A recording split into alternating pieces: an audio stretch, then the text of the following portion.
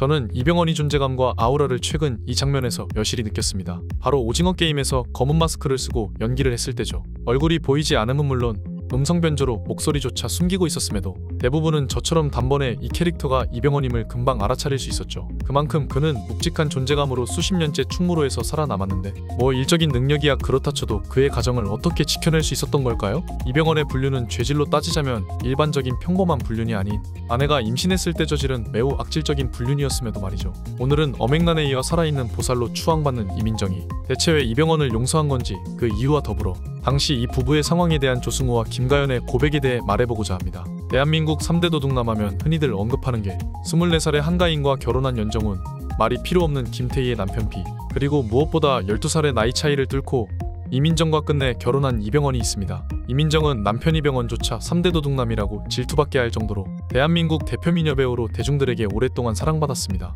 하지만 현재는 신성일의 불륜을 견뎌낸 제2의 엄앵란 같은 동정표를 받고 있죠. 우리 톡 까놓고 솔직하게 한번 말해봅시다. 이민정의 임신 중에 저지른 이병헌의 스캔들 대상이었던 모델 이지연, 걸그룹 멤버 김다희 이들이 과연 이민정급이나 되었을까요? 흔히들 농담으로 김태희가 마누라여도 남자는 바람을 핀다고 하지만 아무리 그래도 임신 기간에 이런 일이 벌어졌던 건 도의적으로 정말 납득하기가 어렵네요. 당시 이 상황을 디스패치가 간단히 요약한 바에 따르면 이병헌은 유흥업계 종사자 A씨에게 이지연과 김다희를 소개받았고 이렇게 4명이서 3개월 이상 어울리며 술자리를 자주 가졌다 하죠. 첫 인연을 맺은 2014년 7월 1일 이들은 논현동 레스토랑 밀실에서 술 마시기 벌칙을 걸고 업다운이란 카드게임을 시작하였습니다. 이병헌은 게임 도중 김다희에게 이지연과 자리를 바꾸라고 요구했으며 옆에 앉은 이지연에게 성적인 농담과 취미를 물어보는 등 관심을 표현했고 이지연이 벌칙에 걸릴 때면 흑기사를 자처하는 등 대놓고 호감을 드러냈었죠. 결국 이병헌이 먼저 연락처를 물어봤고 이지연은 요금 미납으로 전화가 되지 않는다며 거절했지만 끝내 계속된 요청에 SNS 메신저 아이디를 교환하였습니다. 이병헌은 그녀에게 핸드폰 미납 요금 1년치를 내주겠다, 돈 때문에 힘들면 내가 도와줄게 등의 경제적 지원을 제안했다는데 이 성적인 농담과 경제적 지원은 양측에서 첨예하게 엇갈렸던 주장이고요. 그리고 이틀 후인 7월 3일 이번에는 유흥업소 A씨 없이 이 3명은 이지연의 논현동 집에서 모임을 가집니다. 이때 이병헌은 와인과 베가폰을 선물했다고 알려져 있는데 세간의 화제가 되었던 사실은 이지연이 오히려 불쌍하다는 의견이었죠. 왜냐하면 이지연이 이병헌으로 추측되는 이니셜 B, 이산타는 물론 단언컨대 당신은 가장 완벽한 사람입니다 등의 이병헌표 광고 문구를 태그하며 이병헌의 선물로 추측되는 핸드폰과 와인, 에르메스 목욕용품, 화장품 등을 올렸지만 훗날 네티즌들은 이 선물의 출처에 대해서 그녀는 이병헌이 광고 모델로 활동한 브랜드의 협찬 제품을 받은 것이라 말하죠. 이걸 받고도 감지덕지 않은 이지연 측이 오히려 안타깝다는 오픈 상황이었고요. 아무튼 다시 두 번째 만남으로 돌아가 이병헌은 호감녀 이지연이 편의점에 간 사이 같이 있던 김다희에게 성적인 농담과 질문을 던졌고 김다희는 이 상황을 몰래 녹화를 하는데 성공하죠. 이 영상의 내용 역시 이병헌은 서로 웃고 넘기는 수준이라고 부정했고요. 자, 여기까지 1차 만남에선 이지연과의 연락처 교환, 2차 만남에선 동행녀 김다희에게 문제의 영상이 녹화되었다면 7월 31일 세 번째 만남에선 과연 어떤 일들이 더 벌어질까요? 세 번째 만남 역시 소개자 A씨가 서운하게 3명의 멤버만 또다시 모였는데 이날은 김다희가 사정이 있어 다소 늦게 도착한 관계로 이병헌은 호감녀 이지연과 둘이서만 그녀의 집에 있게 됩니다. 이지연이 주장하길 이병헌이 갑자기 포옹하며 성적 접촉을 시도했지만 그녀는 완강하게 거부하였고 잠시 후 김다희가 등장했다고 하죠. 이후 3명이서 술을 먹다가 김다희의 지인이 갑자기 찾아오자 이병헌은 깜짝 놀라며 황급히 집에서 빠져나왔다고 합니다. 포옹과 성적 접촉 시도 역시 이병헌은 강력 부인했었고요. 약 보름이 지난 8월 14일 네 번째 만남에선 이병헌과 이지연은 마침내 단 둘이서만 이지연의 집에서 만남을 가집니다. 그런데 신기하게 이들은 이날을 기점으로 서로 이별을 하고야 맙니다. 그토록 로맨틱만 찾았던 이병헌과 유부남을 자기 집으로 초대했던 이지연은 대체 어떤 이유로 결별을 하고야 만 것일까요? 이지연의 주장에 따르면 계속된 성적 요구에 자신이 응하지 않자 이병헌이 결국 화를 내며 다툼이 시작되었다고 진술했지만 이병헌은 이를 반박하며 이지연의 꽃뱀 기질을 언급합니다. 그 이후로 그녀가 계속해서 경제적 어려움을 호소하는 게 이상해서 관계를 끝내고 그만 만나자는 것이었죠. 이렇게 이병헌과 이지연의 만남은 끝을 맺을 줄 알았지만 희한하게도 8월 29일 다섯 번째 만남 역시 그녀의 집에서 또다시 이루어집니다.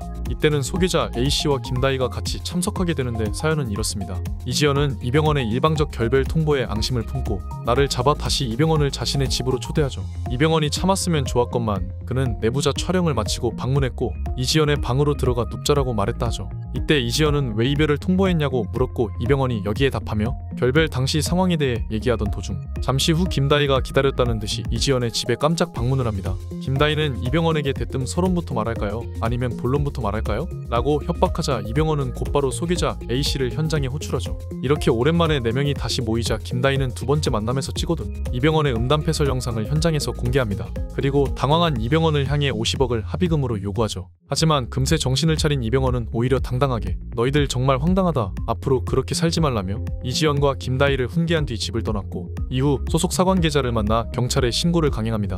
이지연은 만약 이 경우를 대비하고자 계속해서 자신의 SNS에 이병헌의 선물로 추측되는 사진을 올리며 이병헌을 우회적으로 압박했지만 정말 반전으로 웃겼던 건 이병헌은 속된 말로 SNS 무식자라서 그녀의 압박을 전혀 눈치채지 못했다는 거죠.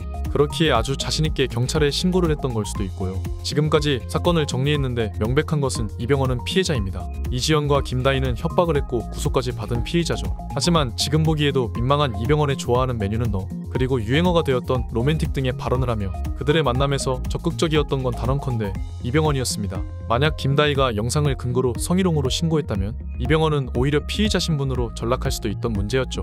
단지 이 두 여인은 성희롱 사건 합의금보다 비상식적인 50억을 요구함으로써 욕심이 화를 불러 졸지에 피해자에서 피의자가 된 것입니다. 법적으로는 이병헌이 피해자지만 도덕적인 책임에선 결코 자유로울 수 없는 현재의 이병헌을 악마의 재능으로 전락시킨 사실임은 분명합니다. 이 사건이 국내에 크게 퍼지며 대중들은 이병헌과 이민정의 불화설을 예상했지만 조승우는 한 기자와 인터뷰 중 세간의 걱정을 이렇게 무마합니다. 나는 내부자 촬영 이후 이병헌의 집에 놀러갔는데 형수님이 맛있는 음식을 차려줘서 즐거운 분위기로 저녁 식사를 했어요. 이 인터뷰를 기점으로 이민정이 사실상 이병헌을 용서한 것으로 결론이 나자 많은 이들은 임신 중에 이런 짓을 한 이병헌을 이민정이 용서할 수 있던 다양한 이유에 대해 이렇게 언급합니다. 첫 번째, 이민정의 성격이 단순히 너무 쿨한 거다.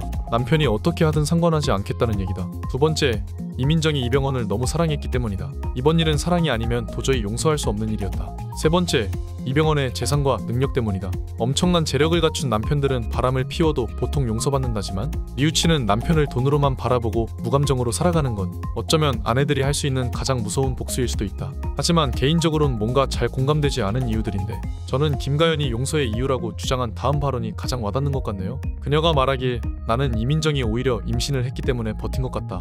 나중에 아이를 가져보면 알겠지만 내 몸 안에 다른 생명이 있을 때는 정말이지 느낌이 다르다. 나의 의지와 상관없이 아이가 움직일 때만큼은 모든 상황들에서 이 아이를 정말 지켜주고 싶은 마음이 솟아난다. 그래서 이민정은 이 보호 본능으로 그 상황을 버텨내지 않았을까?